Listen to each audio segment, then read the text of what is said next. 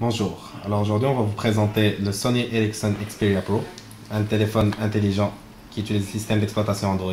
En même temps il a un clavier QWERTY et vous avez l'écran tactile pour utiliser toutes sortes d'applications. Sur le côté vous avez le bouton allumer et l'éteindre. Donc si vous voulez allumer votre téléphone, vous restez appuyé, enfoncez le bouton allumer.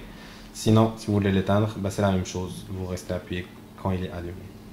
Le même bouton, il sert pour verrouiller le téléphone. Alors, supposons qu'on appuie dessus comme ça, le téléphone se verrouille. Pour le déverrouiller, tout ce que vous avez à faire, c'est réappuyer sur le bouton et vous tirez votre cadenas jusqu'au bord. Donc, on verrouille en appuyant juste une fois et on déverrouille de la même manière en tirant le cadenas ici. Sur l'autre côté, vous avez l'entrée HDMI. Alors, si vous voulez le plugger à votre télé, vous avez le port HDMI ici. En dessous, vous avez le volume, bien sûr, pour augmenter et descendre le volume. Et tout en bas, c'est pour utiliser l'appareil photo de 8.1 mégapixels. Donc, vous faites juste appuyer dessus, ça vous transfère l'appareil photo. Sur la page principale, vous avez Google pour faire une recherche directement sur Internet. Sinon, vous avez le bouton menu directement au milieu qui vous transfère directement au menu où est-ce que vous avez toutes les applications. Alors, si vous voulez revenir à la page principale, tout ce que vous avez à faire, c'est appuyer sur la maison que vous avez en bas ou bien sur l'écran tactile directement.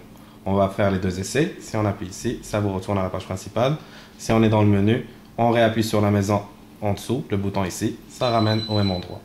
Sinon, vous avez aussi le bouton précédent. Alors, si vous voulez, je sais pas moi, vous êtes rentré dans courriel, puis vous voulez faire back, vous allez faire juste le bouton précédent, ça vous ramène directement au menu. Ici, ce bouton-là, c'est pour les options. Alors, quand vous le sortez, ça vous sort les paramètres et les options. Vous pouvez changer le fond d'écran en tout moment, le thème aussi, ou accéder aux paramètres directement. C'est un raccourci. Supposons que vous êtes dans une application, ça va vous sortir les paramètres de l'application en tant que tel. Comme j'appuyais sur le calendrier, ça a sorti le jour, la semaine, un événement et mes agendas. Si je veux revenir directement à ma page principale, tout ce que je fais, c'est j'appuie sur la maison, je suis sur la page principale.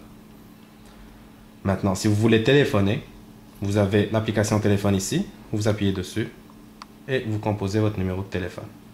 Le X ici, c'est pour supprimer. Sinon, vous composez directement. En dessous, vous avez des raccourcis pour le journal d'appel, donc les appels que vous avez reçus et vous avez émis, les contacts et les favoris si vous décidez d'en mettre. Pour revenir encore une fois, tout ce qu'on fait, c'est précédent ou la maison. Si je veux revenir à ma page principale, moi je vais faire la maison.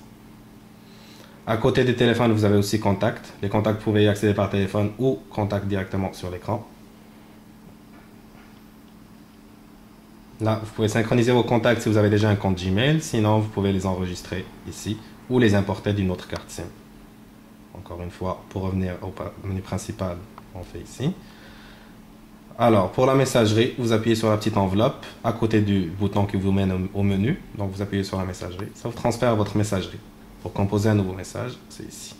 Sinon, vous sortez directement. Les médias, c'est un raccourci où est-ce que vous allez avoir votre musique, vos vidéos, vos photos et la radio aussi, que vous pouvez utiliser avec votre casque d'écoute qui sert en même temps d'antenne. Une fois que vous avez terminé, vous appuyez sur la maison. Sinon, vous avez les pages aussi. Si vous glissez vers la droite ou vers la gauche, où est-ce que vous pouvez placer vos applications. Vous avez le marché Android, où est-ce que vous pouvez aller chercher toutes vos applications, qui contient 60%, 60% de ces applications-là sont gratuites. Sinon, si vous voulez créer votre compte Gmail, comme vous avez vu ici, vous avez Gmail, vous faites juste appuyer dessus et vous ajoutez un compte Gmail. Une fois que vous avez terminé, on retourne à la maison et on verrouille le téléphone, comme suit.